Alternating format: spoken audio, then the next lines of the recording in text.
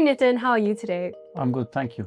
How do you apply the good business, good people, good price philosophy to manage the Fidelity Funds China Focus Fund? This philosophy of investing in good businesses run by good management teams and buying them at a good price, it's been the bedrock of my investing journey for the last 20 years. So when I apply this in China, it's actually no different to how I apply it elsewhere. So the way it works is you want to own businesses where they make a product that a customer wants to buy and is willing to pay a price at which you can make a good return on capital. You need both a product that a customer wants, but also at a price where you can make good money. So that is the definition of a good business for me. Good management is people who are honest and who are competent. And again, both have to be true, because if they're incompetent, they're going to destroy your business. And if they're dishonest, they're going to steal your business. And finally, you want a margin of safety because the world is uncertain. I have no idea what the future looks like. And if you overpay for a good business, it can take away many years of hard work of the management team.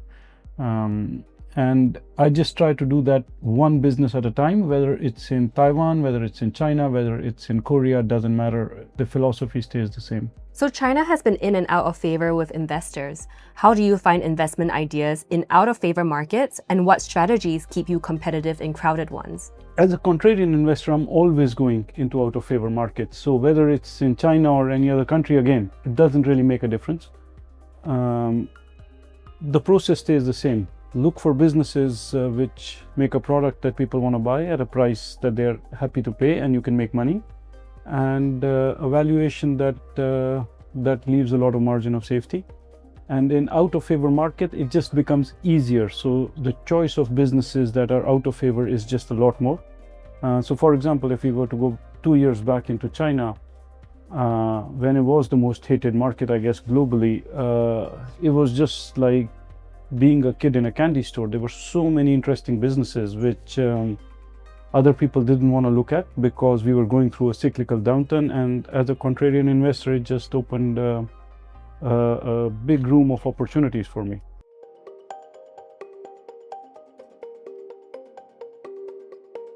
What is the long-term impact of AI and tech innovation on equity investing in China, and how do these changes affect the valuation of your companies?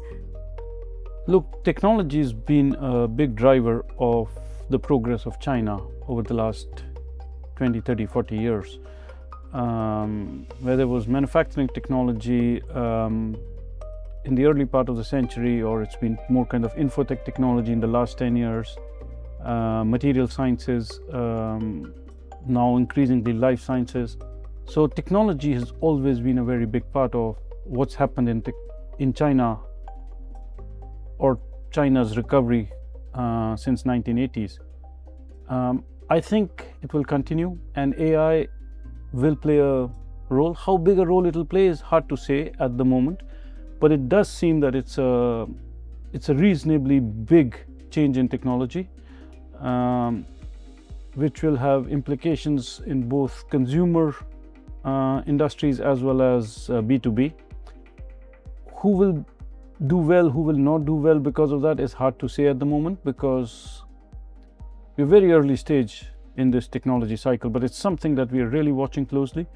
We're trying to figure out how it impacts various businesses we own as well as the ones we do not own. But it will be a significant driver going forward, but I think it's too early to make very big bets on it. How do regulatory changes in China affect your investment choices? Look, regulatory environment in every society keep changing, right? Because technology changes, consumer behavior changes, society changes, so regulation has to evolve with it. And I find China is very similar. You do not get very big shocks in regulation in China. Regulatory environment that's been top of mind and that's impacted my decision making of late has been much more in the US, because it's kind of turned the whole global trading system upside down. And so you have to take that into account in decision making. But Chinese regulatory environment to me is not a very big part of decision making. What do you find rewarding about investing in China? And can you share experiences on its unique opportunities and challenges?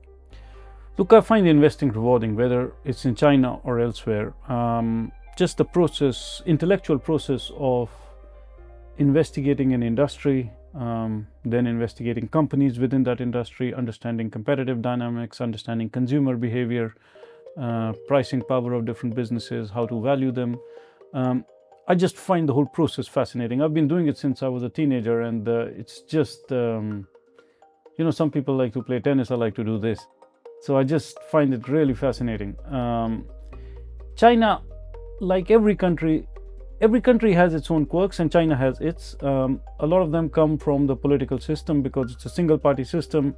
As a result, the way the government behaves in China is different from the way governments behave in other kind of Western democracies. I'm not saying which is better, which is worse, it's just different.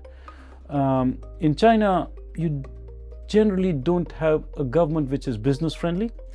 You have a government which is people friendly. And to me, actually, that's a very good thing, because that means that every industry in China is very competitive. There is no barrier to entry. Incumbents have no regulatory advantage. The government just wants to level the playing field for everyone, because that's what's in the interest of the society. You just have to keep that in mind, because if you're investing in India, Indonesia, US, you can go and look at the moats of an existing business. Part of them come from regulatory advantages, part of them come from knowing how to manage the regulatory environment. In China, that advantage just doesn't exist. Entrepreneurs are extremely hungry, they're extremely aggressive, and what I have learned over the last 12 years in China is that almost no business has a long-term competitive advantage. Everything gets competed away. And so that's something very unique to China, in my opinion. And it's very challenging, because that's not what you're used to in other markets. But it also makes it much more fun, because everything is always changing and you've got to always be on your toes. But yeah, it's absolutely fascinating. Thank you, Nitin.